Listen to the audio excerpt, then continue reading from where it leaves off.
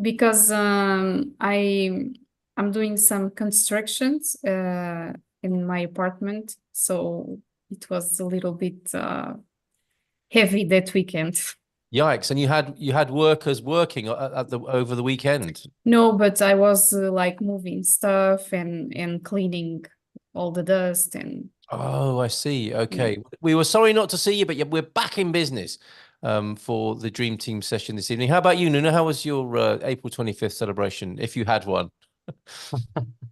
Sorry, but I just connect now the headphones. I'm not hearing at all. Oh, okay. Uh, You're back could with you us now, I think. repeat? Yeah, Yeah, now I'm fully with you. So we sorry. no, not at all, not a problem. You're with us now. That's the most important thing. You And yeah, we're you just are talking asking? about. Well, everyone had the Dream Team had a well-earned break last week. Unfortunately, they did because I was toasting the Carnation Revolution celebrations at around 9 o'clock, so may not have been in a fit state to do that. How was your celebration? Oh, it was a normal day. I thought you were going to say The that. the, the only difference are that all the Portuguese channels they have the same program. Right. About Carnation Day, the same images, everything is the same. Oh, wow. So Bit yeah, oh unity. yeah, but luckily we have a president that amuses all of Yeah, he us. amused So us a lot Oh, could you say more about that? What's the with president his been up to? status. I thought better not. I'm not comfortable to talk about let's this. not go there then. I can feel the discomfort. I am not gonna go there. Suffice to say, look it up. And we've also got Let's leave that to Daniel. Yeah, yes, he's better. the man. Put him on the We spot. have we have apologies from Daniel tonight. He's stuck at an airport somewhere. I think he might be on a plane about now, so he's not going to be with us tonight, We're never unfortunately. gonna find out about We the president. will next Okay, time. all right, next time. Fair Yeah. enough. Sarah Davy also with us. Good evening to you, Sarah. How are you this evening? I'm well, thank you. Excellent, excellent. And yes, I hear that the Fed have made announcements, or there's something going on with the Fed. I think I touched on it last week. Basically, it's similar. The key thing is really about inflation data and about when they're going to cut interest rates and who's going to do it first. Right. We did see a little bit of positive movement for Americans if they're selling US dollars and buying euros, because they did indicate that they're probably not going to cut interest rates potentially first. They're going to hold off. That's what Having I said heard. that, Yes, we've that's what I had heard. Yeah. data come out from the Eurozone. Just the inflation data that came out was worse than expected. It was higher than expected. So Uh-huh. now they still may cut the rates in June, but obviously that's going to be we're going to be looking at that to see that more closely. So if that continues, then the likelihood of them cutting rates may be less as well. So either side, they're both, I think, struggling with the inflation data. It really needs their target's at 2%, and they want it to be lower on a more consecutive basis, I think, before they start to cut interest rates. So we're just closely watching those sort of data that's coming out. I'm sure we'll be the first to find out should anything happen with that. So thank you for that update. And of course, you have your own personal journey to Portugal that you may or may not talk about this evening, but that's great news. And it's lovely to know that you're not only a professional serving others who are coming to Portugal, but you've got your own journey that you'll remark upon from time to time. And we're delighted to hear any milestones that you or anyone else has tonight on their adventure and their journey coming to Portugal. So thanks for being here tonight, Sarah. We've got Carolina as well. How are you this evening? Carolina Moralia from Casa Portuguesa. Hi, Carl. I'm very good. Hi, everyone. I hope everything is fine with you all. It is. Thank you. Thank you for being here this evening. So how's it looking in the world of finding people places to live around Portugal? Well, I can say that it stayed the same. So the offer is still low. So the prices are competitive, but it's just a matter of resilience, basically. Okay, and persistence, no doubt. Yeah. Two key characteristics that you're known for at Casa Portuguesa there. So thank you very Thank much you. for being here this evening. So we can take questions on insurance with Nuno. We didn't get an update from you we were asking you about your Carnation Revolution celebrations. I didn't ask you about the world of insurance, Nuno. Anything to report from the front of insurance? Yes, not directly about the insurance world, but we keep assisting to high-end treatments developments, especially on the oncologic side. And if they are expensive, and if we want to have a good coverage, I'm assuming that we will fill this in our pockets in the future. Oh, okay. So it will be something that we need to decide about the trade-off, get healthcare or not spend the money on the high-end treatment. So it will not be easy, I believe. Okay. Also, with the elderly population that we are expecting in 10 years from now, I think that Portugal has big challenges in front. Well, thanks for the heads up on that, and I'm sure Yeah. you'll rise to the occasion with solutions. Well, we'll check. We'll search for coverage and for good providers. Basically, this. Yes. Okay. Let me just say that we have here Milan Cunha. She's just enrolled on the insurance team. I noticed. Her field is Hello. law and contract. So insurance is a contract, and she is her first day here with us. Oh, wow. Okay. Milan, Hi. good evening to you. Olá, boa noite, tudo bem? Boa noite, tudo bem? Good to see you here. Would you like to say a little bit more about yourself? Thank you for the introduction, Nuno. Thank you.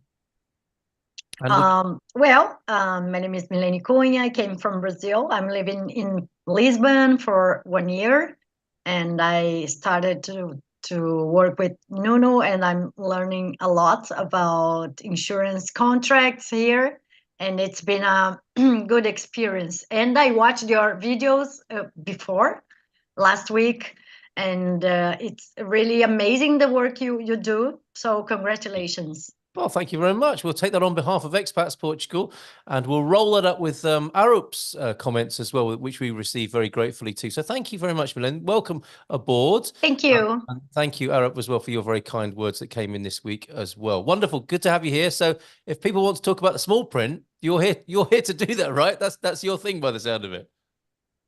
The T's and C's of insurance. Fantastic. Great to have you here. Right, let's get into those questions then and see what's coming in on Zoom. Also over on YouTube as well. So good evening to everybody watching on YouTube. First, or comments coming in, a bon night from Phyllis and from Patrick in Detroit as well. Tom Smith in Ohio, of course, where it's 18 degrees and rising, or maybe cooling down now. Hello from Calgary, from Gail. Excited to be starting my D7 process, working with EI and Casa Portuguesa for my move to Setúbal, hopefully this October. Great news. Thumbs up there from Gilda for you there, Gail. IMA, says Patrick, is not allowing foreign assignment of appointments. You have to call in from Portugal from a Portuguese phone number. How can you get an appointment? I've got a great answer for you from Gilda. Hello. So in order to get an appointment, if you get a visa, most likely the appointment is going to come with a link together with your visa. If that is not the case, once you arrive in Portugal, you need to call to SEF, and it needs to be from Portugal, from a Portuguese telephone.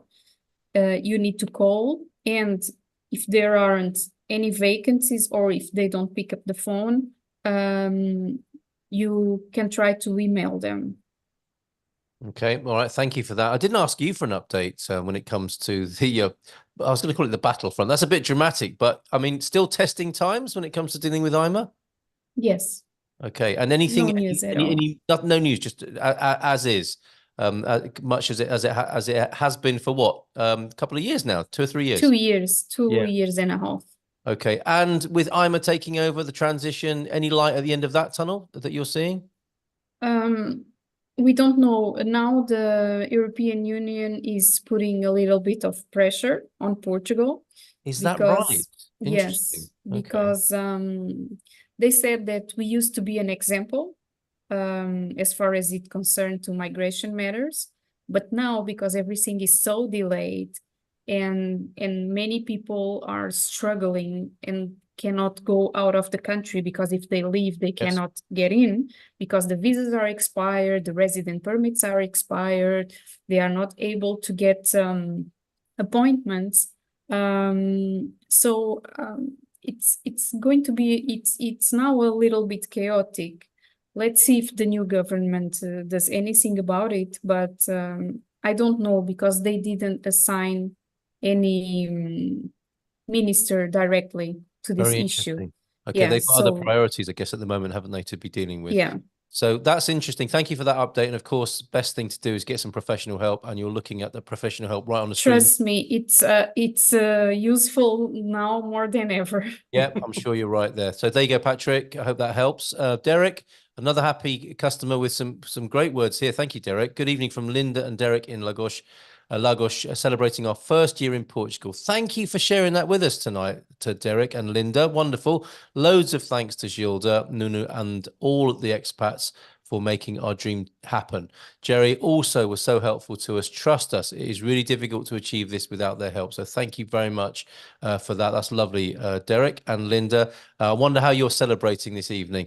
Do let us know. Greetings from Southern California from Erica. My question is for Sarah Davy. Are accounts with Spartan considered a foreign financial account and subsequently subject to the US reporting requirements for amounts held over $10,000? Yes, it is. But listening to a lot of tax specialists over the last couple of years, I think what they've said is that, report everything. Okay. There's nothing wrong with over-reporting. Best do that than under-report. Okay. All right. But if you've got any questions, or we can help with any aspects of your account so that you fill in the FBAR, for example, we do that for a lot of clients. They send us a list of questions, we answer them, and then we provide documents and things like that. So we can help you fill it in to that extent. But you will have to.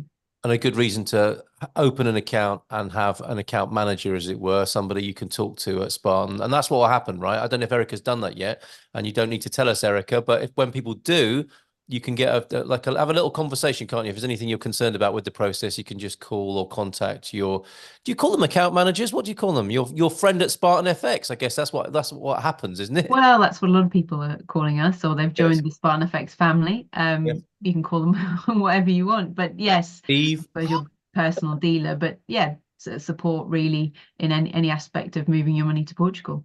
Yeah. Okay. So there you go, Erica. Just if you open an account, you can have a hotline basically to Spartan FX and get any reassurance that you might need with that, with reporting and the question you asked. I heard VFS is getting rid of appointments at consulates because of the problem of appointments being sold. Yeah, there has been some talk of this, Gilda, the selling of appointments, all sorts of technology being used where people are doing basically what's illegal. What could you tell us about that? LaRonda, adding to that, I heard rumors about that back at the end of 2022, the start of 23. There's always somebody messing something up. So is that a likely consequence then, that the appointments won't even happen at consulates? That can't happen, can it? That is happening in the consulates as well as with CEF. What happens when the system doesn't work as it should be? There are always people taking advantage of it. So it's what's going on at the moment. Some consulates are going like normal, but for instance, in Abu Dhabi, it's impossible to get an appointment without buying it. So they just said, that's it, we're not doing it. I don't know if VFS did that, because perhaps yes, but as I know from what clients told me, most of the times it was VFS employees that were selling the appointments. Wow. Okay. Really? My goodness. Yeah. Okay. So watch this space for that. And as you say, I guess where people can take advantage, sometimes they do. And we do need a minister, don't we? We do need a specific minister in the new government to deal with such matters as that. So you're right there, Tom. And thank you for your additional information on that, LaRonda. Pedersen, olá, Wales. There's a difficult one to say that. Good evening to you, Peter. And Doug and Gwen are in from New Zealand, where it's Pekino and Mosso time, 8 a.m. in New Zealand. If you've got any questions, Doug and Gwen, do let us know. You do, actually. I can see that now. Can you discuss the transition from D7 visa to residence permit? Is the IMA appointment already set? The mythical URL on the visa stamp, or do you have to enter Portugal to obtain your IMA appointment? A good time to recap on this process, Shilda. Can you travel within Schengen on your D7 visa while waiting for your IMA appointment? Great question, Doug and Gwen. Can you go through that with us, please, Shilda? Yes, you can. During the 4 months that your visa is valid. But the question I think was if the link is has already the appointment or not. So sometimes it's pretty random. Sometimes if the system is working while the visa is going to be issued, they will give you an appointment. If the system is not working, the visa is going to be issued without the appointment. And then you need to get an appointment as soon as you are in Portugal. Okay. All right. Thank you very much for that. Any more to say on that, Gilda? Yes, I would say that 80% of the times the visas come with an appointment already. Okay. All right. Good to know. So there you go, Doug and Gwen. If you need to know any more in New Zealand tonight, do let us know. Hello from Tomar, from Susie. Looking forward to our first meetup this weekend. Thanks to Jerry for organising that. So that, of course, is the meetup in Tomar this Saturday, the 4th of May. Incidentally, it's also World Naked Gardening Day. But you shouldn't confuse the two events, as I understand it, Jerry. And an RSVP is required to join the meetup in Tomar. Larry, I received my IMA appointment when my D7 visa was issued to me. And Patrick, I got the cannot make appointment, contact IMA directly there. A little bit of feedback. The exchange rate was asked for. Tom Smith straight in there, so no need for you to do that, Sarah. But you can find out the rates on the Spartan FX website, can't you, if you want to? On mute. Yes, you can. All right, that's wonderful. Okay. And Laronda is saying, I'm still not able to check the conversion rate in my Spartan FX account in case I wanted to do a transfer myself from Spartan FX to Portugal. It's on the homepage, isn't it? I think. Well, we have live rates on our website, but also the live rates and what you see on the internet, that's what they call the interbank rate. So I suppose a wholesale price that financial institutions and banks buy at. So if you are looking at rates online, then that's the sort of general rate that you're generally looking at. Obviously, it's different what you will actually buy at as a physical individual. Right. Okay. So speak to your personal account manager, dealer, friend at Spartan FX when you're doing that, Laronda, I think is the thing to do. Thanks, Sarah, for the time being. We've got Naunu over on YouTube as well. So get those questions in both on Zoom and on YouTube. The Naunu, my girlfriend applied for a D1 in Russia on the 8th of December. The original visa, by the sound of it, the D1, if I'm correct. Maybe you can tell us a bit more about that, Gilda. But the D1 in Russia on the 8th of December 2023. And today, after 5 months, she finally got the approval mail. I'm also waiting for a D2 approval for 5.5 months now in India. Hope will be approved soon. Can you tell us a little bit about the various numbers then? We rarely talk about the D1. What is that one, Gilda? Okay, so the D1 is the work visa. Ah, cool. Right. When you need to show an employment contract from a Portuguese company. Okay. All right. D2? D2, it can be three types actually. The entrepreneur visa, the freelancer visa, and the startup visa. Okay, and then it jumps, generally speaking, to D7 and D8, doesn't it? What happened? No, and then we have the D3, which is the highly qualified. Okay. That also requires a working contract with a Portuguese company, but you need to show that you have certain skills to apply for this one. And this one is like a green pass because it's faster than the others. Okay. The time to issue the visa, it's supposedly to be only 30 days. And that's a D3? Yes, that's the D3. Okay. All right. And then we have the student visa, which is I believe the D4. Yes. Yeah. Okay. All right. And but the one we're most used to dealing with, of course, is the D7. Yes. And more recently, and the D8, D7 and D8. Okay, wonderful. Thank you very much for that. And good luck, the Nanu. And yes, ask your questions over there on YouTube and, of course, here on Zoom. And yeah, lovely to hear all these wonderful testimonials this evening as well, including from Steve. Shout out to Diana Arias and the EI team. I was able to submit my DA application last week, even through the VFS agent in San Francisco, or even though was thoroughly confused and hesitant to accept my documents. EI prepared me so well, I was able to advocate for myself with confidence. Agradeço imenso. So tell us a bit more about that, will you, please, Gilda? That sort of preparation and how you coach and prepare people for those meetings. Sounds like it really worked for Steve.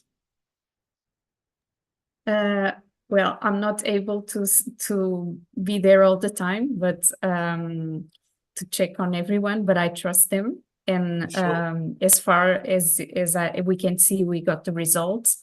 Yes. So what we are supposed to do is that we prepare the whole process. We have a first call to know what kind of visa the person should apply to. And then we send a checklist with all the documents that are required. And then we prepare everything for the visa. And we explain what can happen in the interview. Okay, and that clearly worked for Steve, right? Steve was ready for that. Yes, so that the person can be prepared. And why is that? Because sometimes people that are receiving the process, they are not duly instructed. And sometimes they will say, no, we don't need these documents. And then we know that it's going to be asked by IMA. So many visas that are denied, it's because people don't deliver the documents according to the law.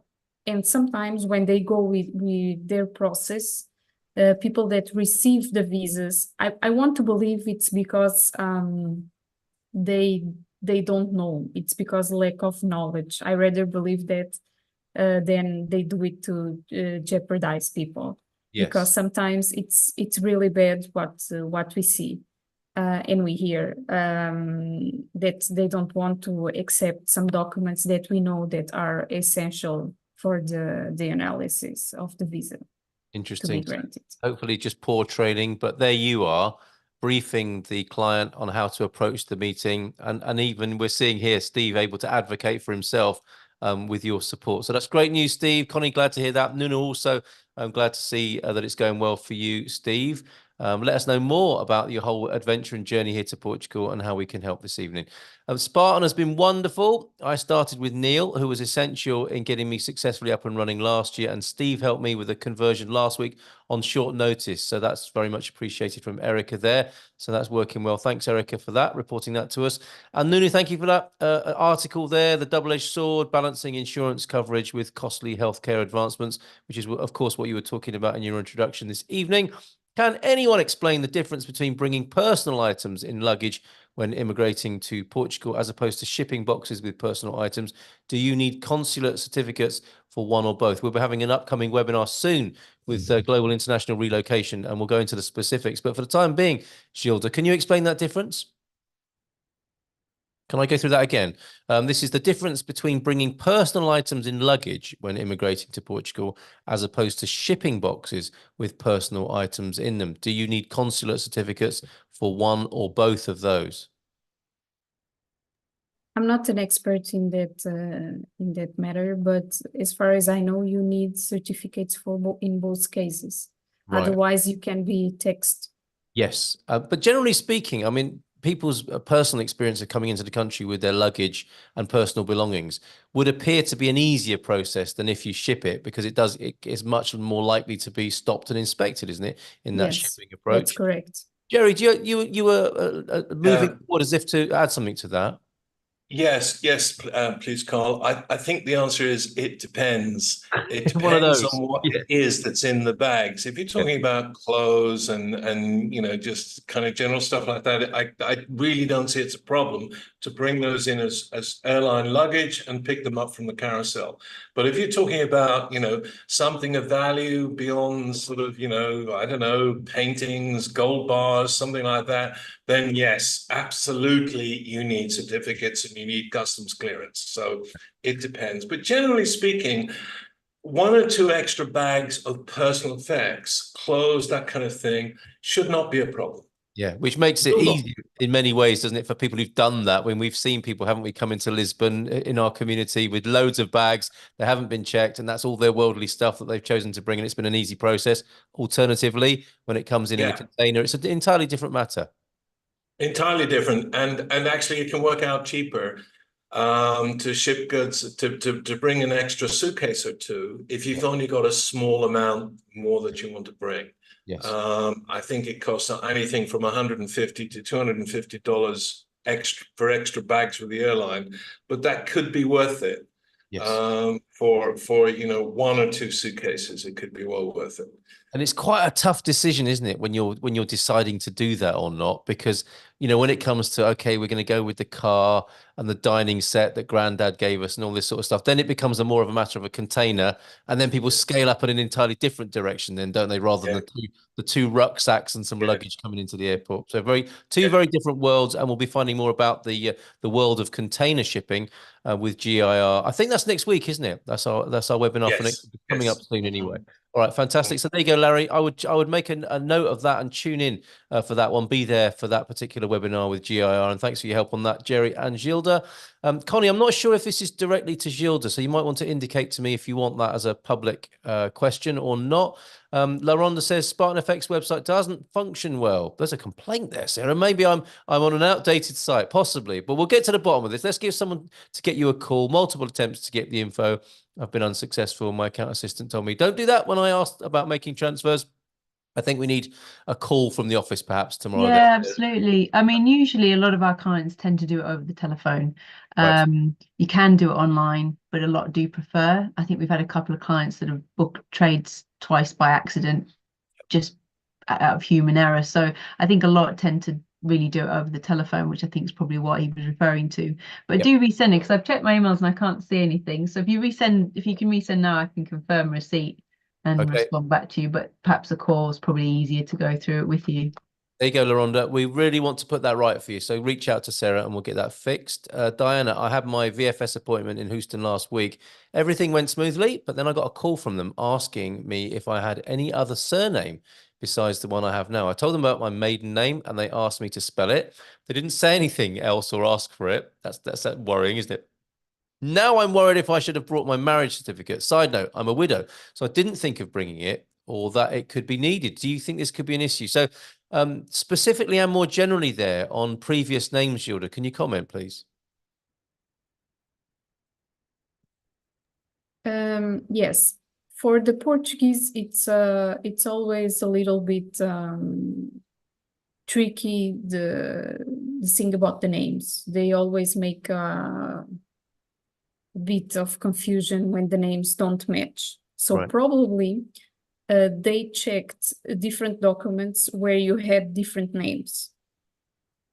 In your case, it's not mandatory to send the marriage certificate, so I don't think it's going to be a problem. And if they had some doubts about the name, they did the right thing, which was calling you. So I think you should be fine. Okay, no problem. That's reassuring there for Diana. Let us know if there's anything else you need to know, Diana. And yeah, keep those questions coming in on Zoom. Let's not run out of time this evening. I've got a great question that follows on from the wonderful webinar we just had with Filomena Pascual about eating out in Portugal, some basic language and some guidance and some serving suggestions. And it made me and Jerry feel really hungry. It was a great webinar. And we talked about coffee. And that's what I'm going to be asking the panel about tonight, their favorite coffees, because I think you can tell a lot about a person from the type of coffee they choose. So we'll learn about our panelists' personalities with their coffee choices. Don't feel self-conscious about that. It's not a test. Well, it is kind of. We'll come back to that later on, though, for you, Nunu, Carolina, Sarah, and Gilda here this evening. We've got Susie. This is great feedback. Thanks, Susie. I arrived in Lisbon last week with 14 bags and boxes. Wow. I was stopped in customs. That's you, I guess, with like 4 trolleys or something, like 5 maybe. They talked to me for a while, and I did have baggage certificates, though not a certificate for each bag or box. They looked at them and then let me go. So that was a relief, I'm sure. 14. Incredible. And thank you for sharing that with us. Much appreciated. LaRonda, I think reaching out to you there, Sarah, so I'm sure we can get that sorted out. Let's go over to YouTube now, and we've got you there now. We've answered your first question. Oh yeah, and a second one. I created a company in Portugal and applied for the D2 entrepreneur visa and hired my girlfriend, and she applied for the D1. She got approved, and I'm very happy for her. So that's quite interesting, isn't it? Starting a company, then employing your nearest and dearest to come in on a work permit. Gilda, you there is a look on your face which says to me you might want to respond to that, or maybe you don't. I don't know. Should we move on? Okay, all right. And let's go to Just Jess, who's congratulating the Nanu on that. And Alfred Di Maro, it's so sad that IMA hasn't started reunification, separating. I'm sorry, I have one doubt. Okay. So, he had the company. Yes. And hired a girlfriend. person. Oh yeah, okay, So, sorry. Yeah, that person got the D1. It's Yeah. okay. And what about the main applicant with the D2? Not yet. Let's say they've got a friend. They've got a friend who started a company on the D2 entrepreneur visa, and this friend hired the girlfriend. The girlfriend has got the D1, but nothing heard from the D2. Is that why it might be delayed, possibly? No, it's because the D2s always take more time to be approved. Oh, there you go. All right. So nothing to worry about. Nothing to worry about. Okay. Just don't scream out loud. All right. Yes. Okay. Let's move on. Alfred, it's so sad that IMA hasn't started reunification, separating spouse. Separating spouse, and I tried getting a visa to Portugal, but I was refused. The reason was no justification given. Is that a reason? Does that appear on people's paperwork? No justification given. That is a particular response, is it, Gilda? Yes, it can be. Oh, that's from the client. I did give a justification. So, Alfred, I'm not sure what your question is, or if that's just a bit of feedback you're giving us. But for my trip, It's a feedback, I see. yeah, I was refused, says Alfred there. Okay, if we can help, and you've got a question, Alfred, do let us know. We're looking for the D7. At the D7, says Carol. We're retirees. We will visit the Portuguese embassy in Washington, D.C. Here is what we understand is required. 1-year lease and 9K Portuguese bank, annual passive act, also personal documents. Well, that's a bit vague there, Carol, but you're on the right sort of on the right wavelength there. If you want the definitive answer, give EI a call. You'll find them in the Expats Portugal Business Directory, of course, and find out exactly what's required. But you're in the right sort of ballpark there with those sort of documents that you're talking about. Frank also with some feedback. Steve at Spartan FX has been fantastic and most helpful. Good to see you here tonight, Frank. And evening call from Jackie. Late again, but I got a good excuse. Been enjoying an evening cruise on the water there over on the UK Canal Network. Fantastic. Let's see if there's any more questions or comments or any more feedback for us on Zoom or on YouTube. Okay, I think LaRonda is good. That's good. Okay, that's all sorted out, I think, or it will be by tomorrow. That's for sure, LaRonda. I'm glad we were able to take care of that. And Jackie, I'm applying for a D2.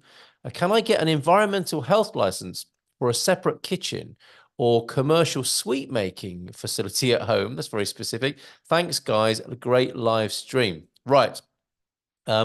This is somebody on the D2 then who wants to start a business. And the specifics of the business will be getting an environmental health license and the other things that are needed for making food at home, basically a workshop. Do you help with that? Or is that something that should be dealt with once they've got into the country, Gilda? Should that be a sort of separate part of the sequence? Yes, we can help with that. But before you start the project and because I'm going to tell you, the D2 is the most complex visa that there is. And there are so many details that you need to think of. And that's why they take a longer time to issue that visa. So we need to see what is the core of the business, what is the business plan, and what license does the business need.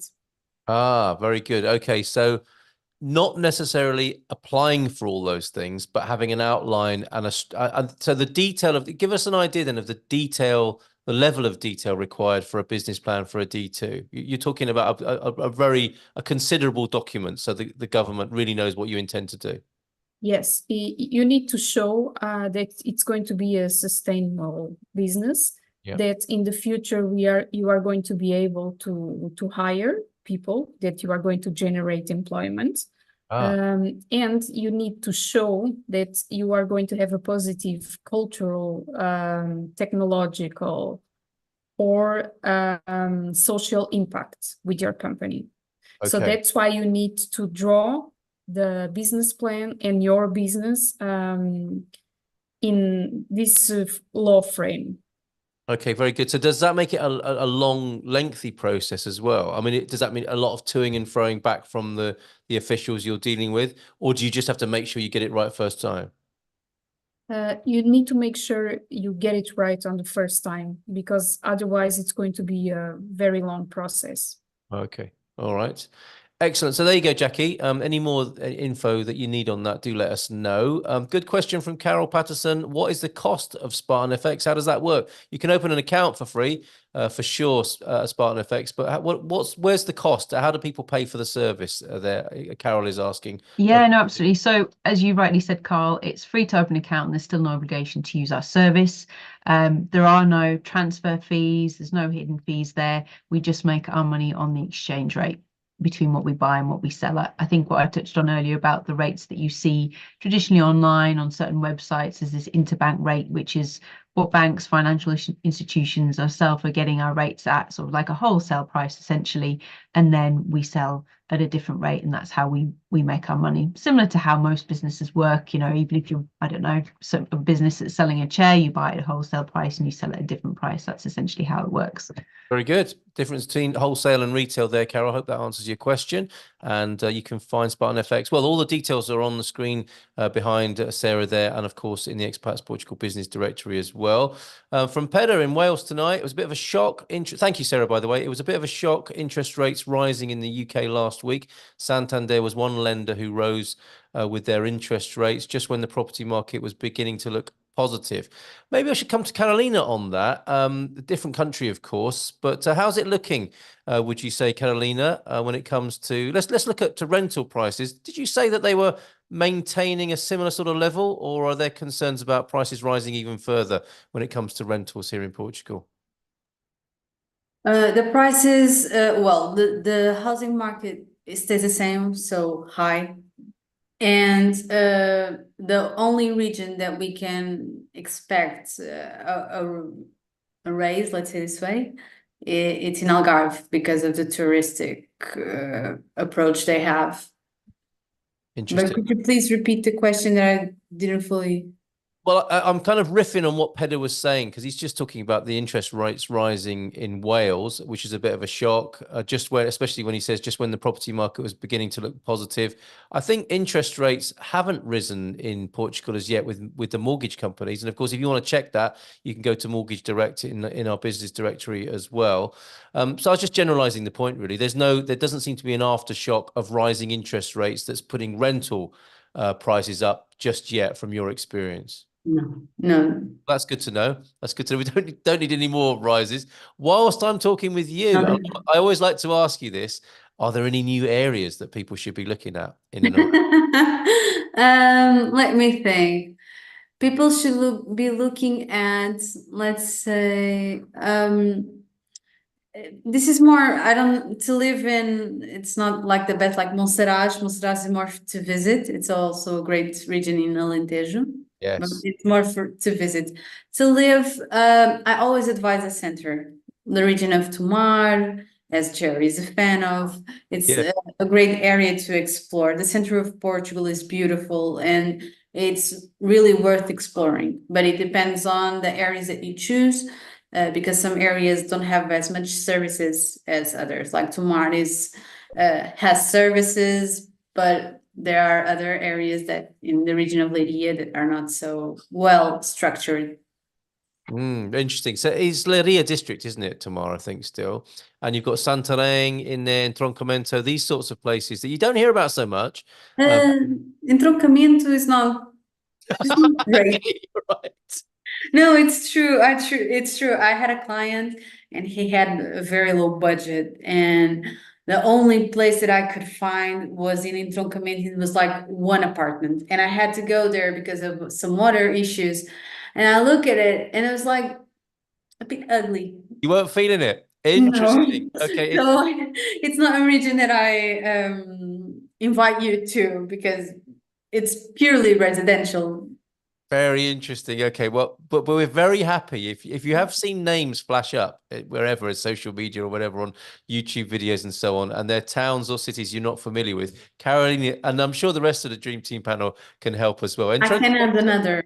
Oh, go on. Could you please? Yeah, definitely. Where the region where I live is called Cacém, and I have some clients say Cacém, the region of Sintra. No, Cacém is only just a residential area where you have like the basic services and where you live. So when you think of Sintra, the region, you have to think Sintra, like where you have the mountains and the castle. The district of Sintra is a different area. It's purely residential. So Cacém, Rio do Moro, pure residential. You can search in other areas, and I can help you with that. Very good. Cacém is what you see as you drive in on the A1, isn't it? When you're coming into Lisbon, you'll see signs for Cacém, I think, if I recall correctly. Well, I guess you don't see those anymore. It's just tourists like me who sing, and foreigners. I'm sure I've seen signs for Cacém coming into Lisboa. Probably, yes. Excellent. So yeah, as I said, any other names that have come up that you've seen around the place as possibles, other places to look, towns and cities around Portugal, do let us know, and we'll get a Carolina review on those. Not a fan of Entroncamento by the sound of it. Gilda, I want to say something about the places. It is very important to have, as Carolina was saying, a good knowledge of the place you want to go live, because you are moving country and you need to feel great about that decision. Yeah. And once you are a moving country, you need to move for something good, not for something just okay. Oh, that's my opinion. As in, if you just went there on price, you might find that you're living a sort of nondescript town just based on the price, and it's important to have things that you actually love about living there. And even in the same price, you can choose like a different area. For instance, if your budget is 1,000, maybe you can get something not so good in the Lisbon area, but you can get something better in places like Santarém or the places like that. So Leiria, for instance. So I think it's important to know. I always make these questions in my interviews. What is your kind of environment? You like the beach, you like the nature, you like the city? First, I make this question. You like it warmer? You prefer it colder, and then with the budget we start advising people the best places. And of course the best is when people come to see, but some people want to make a choice without coming to Portugal first. That happens a lot, and in that case it's very important that you do it with someone that knows the country. Yes, and is prepared to go there for you, as Carolina did, and go and check it out on your behalf. So that's great. Thank you. Sorry. No, carry on. No, I was listening to Gilda, and just to add something, one thing that I ask clients every time is, if I told you that you got the house, would you be happy about it? If there's a hesitation, it's probably because it's not. So I know the price is something that we have always to consider, because it's an investment, but you will be living there. So it's very important to consider if you see yourself living in it, if you're going to be happy about it. Because if you're not, that's okay. We will try to find another apartment that suits you best, because it's very important if you like the apartment, not just because of the price. You have a psychology training, Caroline. that is a great question, isn't it? But, you know, to get a first response from somebody is masterful, I think. Thank you. That's really good. Excellent stuff there. And yeah, the point being made there, of course, by you and Gilda, I think, is there are things you can't change. So if you're if you can't bear hot weather, you can't really change that once you've made your decision. You're either living near the sea or you're not. These are those immutable things you can't change afterwards. So it's good to start the conversation on that basis, where you can rule out a lot of things based on absolute black and white issues, and then go into the sort of grayer areas thereafter. And of course, price will be an important part of that, but shouldn't be the be all and end all from what you're saying. Very interesting. But I'm gleaning from that part of the conversation this evening, it's worth looking at Leria, at Santarém, if not Entroncamento, which I'm feeling a little bit sorry for this evening. We may have the mayor of Entroncamento on the webinar next week, speaking up the beauty of Entronc. Jerry, I think, parks his car there occasionally to catch a train. I think Central Portugal people use Entroncamento as a car park to catch a fast train elsewhere, which tells you probably a little bit more about it as well. Tomar, of course, you can visit on Saturday, hang out and talk to people who've moved there. It's a great opportunity to find out more about the city. And we're leaning against an open door with you, Jerry, aren't we, on the beauty and wonder and attraction of Tomar? Well, I don't think I need to do any convincing on that, Carl. I think the people that have already moved here, partly as a result of our influence, I think are thoroughly enjoying it. So I think it speaks for itself. But I do hope that we will get the mayor of Tomar. We're waiting to get a response from his office. We've had a meeting with him, and I do hope we will get him to come along to a webinar and tell us all why Tomar is such a great place to live. After all, he's very interested in promoting it. How about that? And those webinars when there were battles, weren't there? When you were the champion from time to time, of course. You might even be the reigning champion of best place to live in Portugal. Central versus North versus Lisboa versus Algarve. No, all right, we won't go there. But we could have the mayors doing that, couldn't we? We could have head to head. Yes. Wow. That's the plan, Carl. That's the plan. Fantastic. Various mayors of Portugal battling it out in an X Factor style on the Expats Portugal webinar. Fantastic. Okay. Wish the Tomar meeting could somehow have been online. I think the closest you're going to get to that is the regular social meetup. And there will be people on that meetup online who live in Tomar, Pedder, so you'll be able to ask them about their experience of living there. Let's go over in the remaining time that we've got to YouTube. There's a few more questions coming in over there. And of course, if you're with us on Zoom, make sure you get your question in before we run out of time. Just Jess is asking, I currently live in Texas in the US. I've been applying for jobs that are multinational companies that will offer visa sponsorship. If anyone knows of any companies that are hiring for visa sponsorship, could you please share? Now, are there agencies, places where this is included, or where you can find out about how to live in Portugal and work with an international company, Gilda? Well, usually our clients find through LinkedIn. Okay, so that'll be a useful resource. Go to LinkedIn. All right. Best way to do that? Because otherwise, I don't know what is the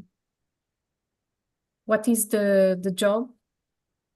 Which sector we're Yes. asking, aren't we, for Just Jess? So what's your specialism, Jess, if you don't mind sharing that with us? Jackie, how do I contact you? Thank you, Gilda. Well, you can definitely find Gilda in the business directory of Expats Portugal. Yeah, and you have my email there here. You go. It's on the screen right there, gilda.pereira@amigrant.pt. We'd definitely help you out with that, Jackie. No problem at all, for help with your D2 visa. In India, I work in Portugal. How much salary do I need to show to get my wife and 2 children in Portugal from India? So that's an interesting a case study there, basically. So if you're already working here and you want to bring your family, what's the best way to do that? Is it just about the salary? What other considerations are there in that particular scenario there, Gilda? You need to show that you have means to sustain them. So if you have a wife and 2 kids, if they are minors, it should be around one minimum salary more than yours. So it should be around two minimum salaries. And you need to show that you have a place to stay, a lease agreement for 1 year. There you go. But this is according to the law. So it means that you should prove that 1,600 euros, it's your income. However, when it comes to the family reunification, they are a little bit flexible about the numbers. Okay, so there you go. R over there on YouTube. Michael Barton's in. Good evening to you, Michael. With 2 thumbs up for Central Portugal there. I think that's 2 out of 2. That's not 2 out of 5. Michael Barton, a big fan of Central, and Jackie, with a good evening for you. And also staying in Central, I guess, kind of Silver Coast-ish. Hans is saying Porto de Mos. We've not heard Porto de Mos being mentioned before on these calls. Lovely little town, and it's also in the Leiria district. Thank you very much for that, Hans. Dimitri, I really enjoyed staying in Cascais, and many Russian speakers moved there recently. Is it a popular place for foreigners on a D7 visa that move to your beautiful country from other parts of Europe? Cascais, definitely a popular location, right? No question about that. Yes. And has been for many years, right, Carolina? Yes. Yes, yes. Cascais is like the most common place probably of Lisbon. It's very hot space, let's say. Yes. And I think that's been a lot to do with military bases and other professionals that needed to be there over the last few decades, right? And you're also close to the beaches. Yes. So, and it's a city that is well taken care of by the mayor. Yes, for sure. So it's very clean. It's very beautiful. It have all the services that you need, all the transports. You are close to the sea. It's an expensive area because it's one of the most desirable of Lisbon. Yes. There you go, Dimitri. Absolutely right. Cascais very popular, and the prices reflect that too, of course, as well. Gennady over on YouTube. The Tomar meetup is in person, and you need to RSVP. That won't be a webinar there, but as Jerry said, we're hoping to get the mayor. Maybe it's a head-to-head, Cascais mayor and Tomar mayor on the screen one evening, but that's yet to be announced and arranged for you, Gennady. Couple more questions then before I go to the big question for the panel tonight in closing. Gilda, your invitation to Peda, can I bring my 10 dogs when you've invited Peda to come to Portugal? That could be a bit overwhelming, I think, for young Mandela, couldn't it, to be in the company of 10 big dogs. How's he doing? Oh, talking about Mandela. So I have some good news. Oh, I think he's not the problem. I am the problem. Well, we always told you that right from the start, without wanting to be too. I mean, I was pointing in that direction if I didn't make it absolutely clear to you. Yeah, you were right. You were right. Wow. So, yeah, for the first time, I have to say, Carl, you were correct. Because with all these works at my home, he had to move out. So he stayed some time in the hotel and the other time with our maid. Wow. And he arrived home and he's much relaxed, much calmer. He seems to be another dog. Yes. So finally, the penny's dropped. I can walk away from this webinar tonight. I'm very proud of myself. Finally, you have realized that the problem was you all along. Yes. However, I have to say, if there are any Disney executives watching, this would make an amazing film, would it not? The sausage dog and the Queen of the Visas in a kind of script of how this story that we've been part of here on the webinars could be developed into a Hollywood blockbuster. I think it'd be an amazing movie. I'd watch it for sure, and I'd be happy to play myself in the movie. As well, as the person that was saying since the beginning. Right. Yeah, that's right. I'll even be the dog psychologist if you like. Cheers, Gilda, for that update on Mandela. And no, Peda, you can't bring your 10 dogs. Well, you could, but it's going to be quite a difficult logistical exercise. Thank you, Sarah, for your offer of the Moving to Money Portugal guide. There's a link for that in the chat there, and perhaps I'll cut and paste that actually over to YouTube as well. Laronda, I hate moving, middle name. How open are landlords to do a 5-year lease? I'm willing to do that. do that long for the right place? That's a good question, isn't it? So if Lorenzo's absolutely sure, Carolina, that where she's chosen is right, can you get a 5-year lease somewhere? Yes, you can. As mentioned, usually landlords prefer because they pay lower taxes. So there are people who even ask for 10 years lease, which is crazy. I only advise to do 5-year lease once you know the area for sure. Because by law you have to fulfill 1/3 of the contract and give 120 days of notice. So it would be like almost 3 years plus 4 months. So to give something on a 5-year lease, I would advise a 3-year lease where you just have to fulfill 1 year and give 4 months of notice. It would be a safer choice because even though we will advise the best that we know and we'll give you our full opinion, once you're there living is when you will tell if you have noisy neighbors, if something is not of your taste and that you want to move. 5 years is a big commitment. I only advise that once you are fully aware of the region that you are in and the apartment. A bit difficult, sight unseen, actually seeing the place for 5 years. Do understand and feel your pain there of not wanting to keep moving, Laronda, but that's some useful info, I think, there. That's a great title too. What's that? Gilda and Mandela? I have noisy neighbors now, lol. Queen of the Visas and her sausage dog. Sausage dog and the Queen of the Visas. Yes. Yeah, like I that. think Disney might change that. But yeah, it's a good start. Thank you very much, Dream Team. Just a couple of quickies then, and we'll go to the final Dream Team cultural question. The profession for Just Jess was currently a pharmacy technician. I still think LinkedIn is probably the answer there. And finance teacher says, regarding family reunification, for what duration validity is the TRC for a family member issue? 2 years or till the TRC of the main TRC holder is valid? What's the answer there, Gilda? That's a good question. Okay. That's a very good question. Which we will hold until It's so good. It's so good that I don't know the answer. Tune in next week, finance teacher, when we'll know the answer to that question. That's a cliffhanger.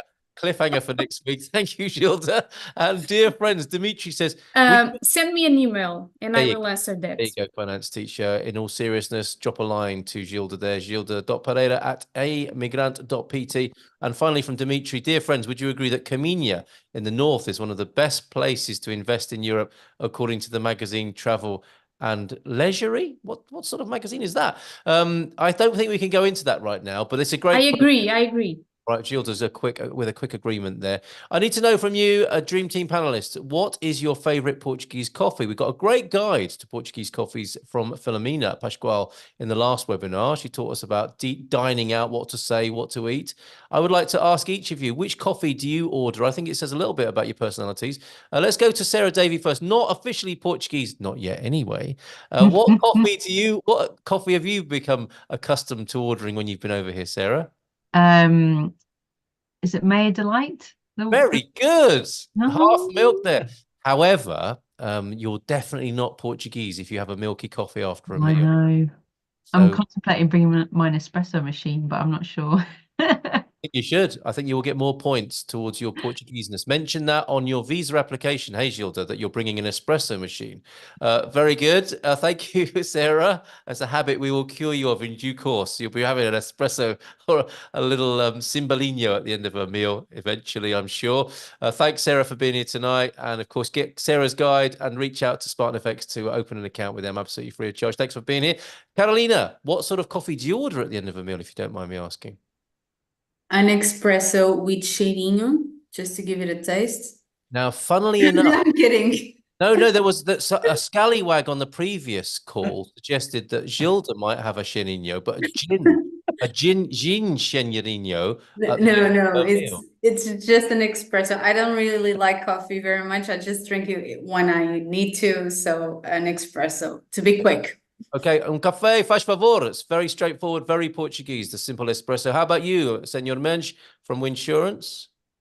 Okay, so before answering you, and I know that this is Gilda's field, but maybe I missed something. Remembering the that company that is hiring someone very close from the shareholders, maybe they can search for a family reunion visa, because this seems very Portuguese heritage. So, but this is Gilda's field, okay? This is Portuguese mindset. Very Portuguese already before even arriving. Very good. Very good. Okay, so regarding the coffee, I'm more a tea person rather than a coffee, but every time that I order coffee, it's cheio, maybe que cheia. Okay, so that's an espresso added with a topped up to the top of the espresso cup with water. It's not double, it's just more water filled with water. And interestingly then that you're a tea man. What is that, a green tea, a chá verde at the end of a meal? Any kind of tea. Okay, so that's your preference. I just love it, yes. I start to think Nuno is not Portuguese. Interesting. Half Spanish. So what a controversial note to end on this evening. What an accusation to make. I absolutely agree. I think he has a little bit of a Chinese look to him. And I think that's why he likes the tea so much. Yeah. Well, there you go. It could be Chinese, it could be Azorean, it could be Indian. We do have tea in Portugal, don't we, from the Azores? So yes. There you go. There you go. Thank you very much for that, Nuno. So if necessary, a cheio. And let's stamp out these terrible rumours that were started on the last webinar that you have gin with your coffee, Gilda. That's outrageous. Who said that? I don't know. Who would dare suggest a thing like that? So, Gilda, what sort of coffee do you have? I don't like to mix alcohol with coffee.